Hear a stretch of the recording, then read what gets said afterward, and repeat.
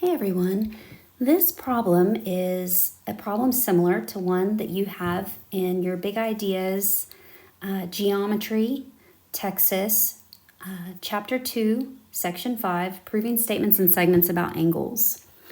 So in this problem, we are given that angle 1 is congruent to angle 3. So right here, this one is congruent to angle 3. We are given that EF bisects, ray EF bisects angle DEG. So here's your ray EF, and it bisects angle DEG. And we are supposed to prove that angle 1 is congruent to angle 2. So we need to prove that this one is the same size as this one. So the very first thing that we do, and this diagram here is given, okay? So the very first thing we do is we create our two-column proof. That's what this T is. So you could simply draw yourself a T. And then the left column is going to say statements. And the right column is going to say reasons.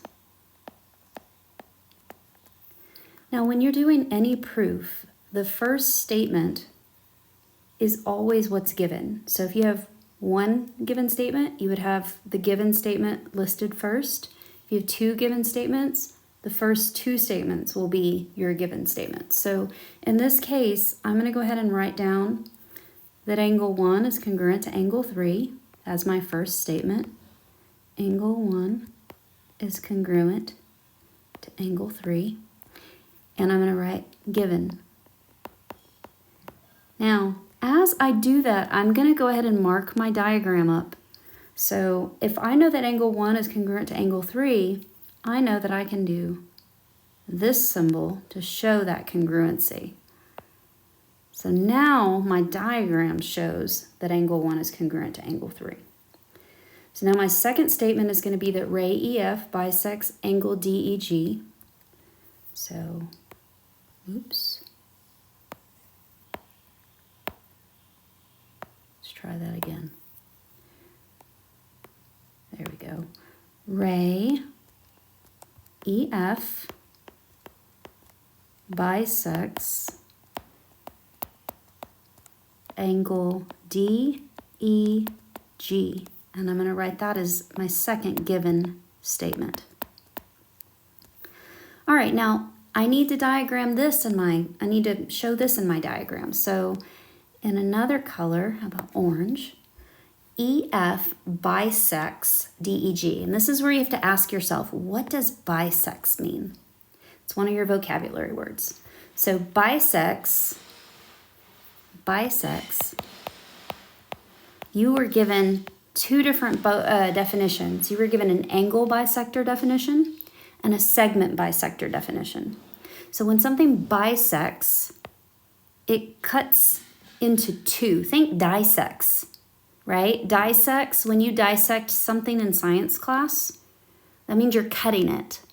So in this case, bisects is two pieces. You're cutting it into two equal pieces. So to cut into two equal pieces. Now this is my own personal definition because I'm just making it up as I go, but essentially that's what it means. So if you have an angle bisector, it cuts an angle into two equal angles. If you have a segment bisector, it cuts one big segment into two equal segments. So let's look at what that looks like. EF bisects angle DEG. So if this is our angle right here, right? This ray is going to cut that big angle DEG into two equal parts, two equal angles. So what does that look like? Well, that means this angle is going to equal this angle. All right, and so when I diagram that, it's going to look like this. So now I have this angle 2 is congruent to angle 3.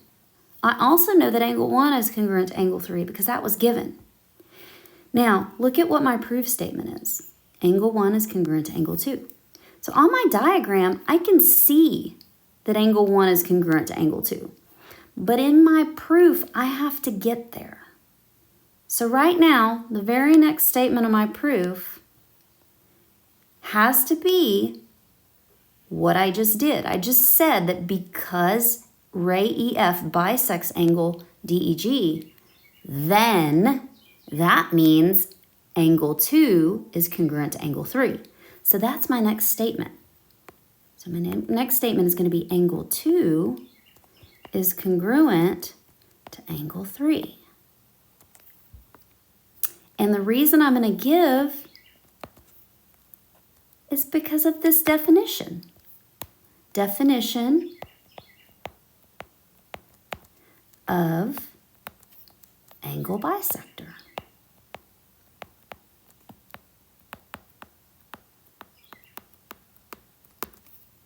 All right, so now I have to figure out how to get this to say angle 1 is congruent to angle 2. Right now I know that angle 1 is congruent to angle 3, and I know angle 2 is congruent to angle 3. Okay, so I have two options here, and either option would be correct. So I'm going to show you the first option, and then I'm going to show you the second option. Okay, if you're doing this problem, you're just going to pick one of the options and you're going to go with it. So when you see this occurrence, when you see this happen where you have something is congruent to something and something is congruent to that same something, right? And you want those other two things to be congruent, then you got to figure out how to make it state that. So there are two different properties. One of them is called the transitive property.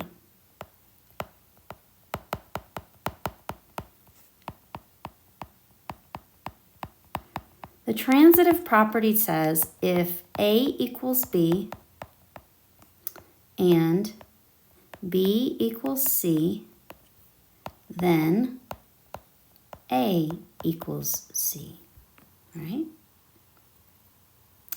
So if I'm looking at this right here, and I pretend this is A, if A is congruent to B, I don't have, remember, if B has to be the same right here. This is the same quantity. So if A is equal to B, I would need B to be equal to C. And then A would be equal to C, right? Do you see how I follow that? If A is equal to B and B is equal to C, then A is equal to C. It would work if this said 3 is congruent to 2.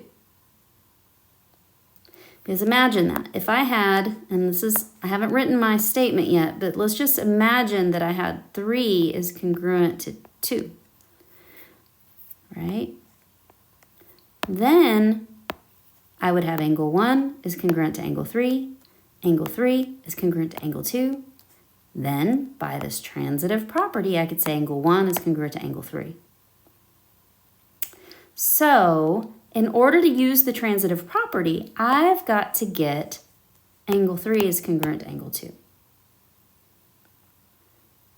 Now, there is a property that allows me to switch, right? So let me talk about that property. You've also done that one. It was called the reflexive, excuse me, it wasn't called the reflexive property. It's called the symmetric property. I like to think of symmetric, if I can spell it right, metric, as the mirror property. Like if you're looking in a mirror, you know how it gives you exactly the opposite? You know how when you did lines of symmetry in geometry, or excuse me, in algebra, you did reflections, in algebra. Remember how you did reflections in algebra, and when you did a reflection, it gave you exactly a mirror image? So think of symmetric property as a reflection. When you reflect, it's going to give you exactly the opposite. So the symmetric property is if A equals B, then B equals A. So if I know this property, I can take this and make it into this. So that's going to be my next statement. All right, so now that I know what my next statement is, I'm going to go to officially write it. So angle 3 is congruent to angle 2. And that's because of the symmetric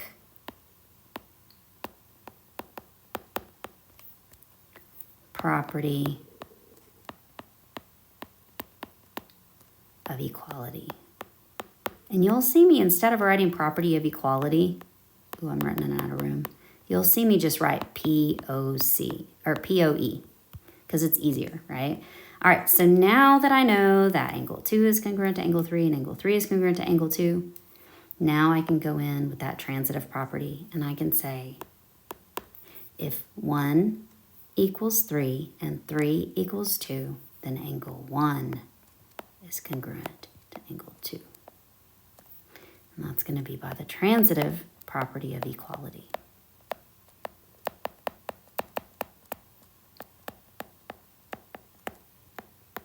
And there I go, writing the whole thing again. All right. So I've proven that angle 1 is congruent to angle 2. And these are my reasons. These are the things that you would have to recall in order to prove it. Okay? Y'all have a good day.